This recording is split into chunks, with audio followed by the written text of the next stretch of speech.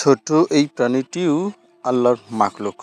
ছোট্ট এই প্রাণীটি আপনারা যদি জানেন যে আসলে ছোট্ট এই প্রাণী কুকুরটিকে আ একজন ব্যক্তি, হ্যাঁ, একজন ব্যক্তি তার কোমর যেতে এভাবেই আঘাত করেছে যে তার পেছনের ২ টি পা একদম ভেঙে গিয়েছে। তার কোমর পর্যন্ত একদম ভেঙে গেছে।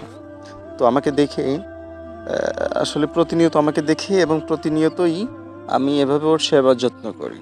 হ্যাঁ? ও খাইতে চাচ্ছিল, আমি বিস্কিট নিয়ে আসলাম। নিয়ে এসে ওকে খাইতে দিলাম। হুম? আর পানিও নিয়ে আসছি ২৫০ মিলিমিটার, যেটা ১ পোয়া বলে। হুম? আমি জানি যে ও পর্যাপ্ত পরিমাণ পিপাসার্তও ছিল। আমি আ পানি খাওয়ানোর জন্য একটু ডিপ করে একটা গর্ত করলাম এবং ভালো একটা প্লাস্টিকের ভিতরে পানিটা ঢেলে আমি ওকে খাওয়ালাম। এবং ওর গায়ে না প্রচুর পোকা ছিল এবং লাল পিঁপড়াও ছিল এবং অনেক কামড়াচ্ছিল, আরও অনেক ছটফট করছিল। তো এটা দেখে আমি ভাবলাম যে একটা শ্যাম্পু এটা গেঁজা করে ফেনা করে ওর পুরা শরীরে দিব। দিয়ে তারপরে ওকে ইচ্ছা মতন গোসল করাবো। অন্তত এই পোকাগুলো বা লাল পিঁপড়াটা চলে যাবে আর ওর কষ্টটাও একটু কম হবে। এই জন্য আজকের এই আয়োজন ছিল, কারণ আসলে আল্লাহর প্রতিটা মাখলুকের প্রতি যার দয়া নেই এবং দয়া করে না, আসলে আল্লাহ পাক ওই বান্দার উপরে কিভাবে দয়া করবেন সেটা আল্লাহ পাক ভালো জানেন। তো আমার কাছে মনে হয়েছে যে অনেক কষ্ট পাচ্ছে এবং ওর পাশে আমার থাকা উচিত, আর আমাদের থাকা উচিত এইভাবেই।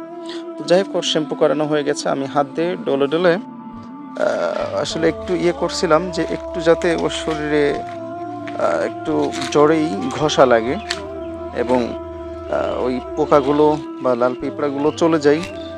আর এইভাবেই আমি ওর শরীরটাকে করছিলাম এবং এটা সর্বশেষ আমার ইচ্ছা যে টিউবওয়েলের একদম পর্যাপ্ত পরিমাণ পানি ওর শরীরে ঢাললে ওই ফেনাটা আর পোকাগুলো পিঁপড়াগুলো চলে যাবে।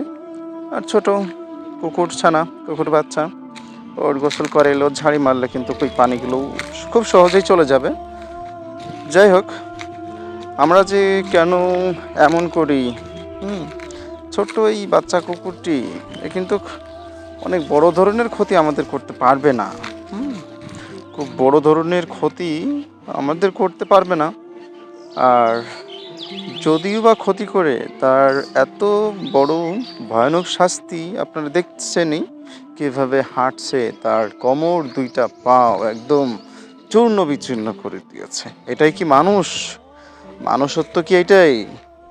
নামাজ রোজা এগুলা কি জান্নাতে চলে যাবে?